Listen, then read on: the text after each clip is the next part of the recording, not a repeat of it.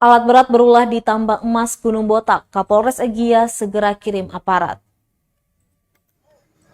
Aparat kepolisian Resor Polres Pulau Buru akan kembali menyisir kawasan tambang Gunung Botak dari aktivitas penambangan.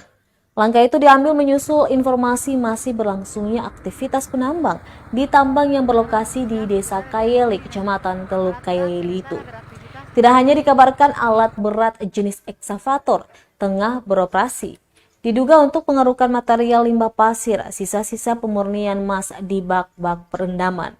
Kapolres Pulau Buru AKBP Egya Febri Kusumawiyatmaja mengatakan pihaknya akan mendirikan pos pengamanan di jalan masuk lokasi pertambangan untuk mengawasi kawasan penambang.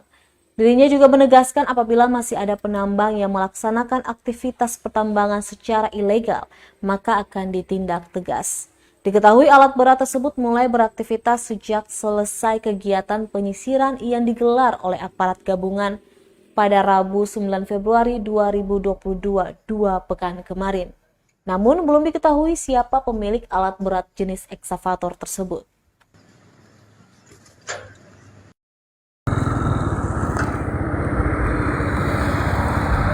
Sekarang posisi aku berada di Anhoni dan alat berat sementara beraktivitas di Anhoni.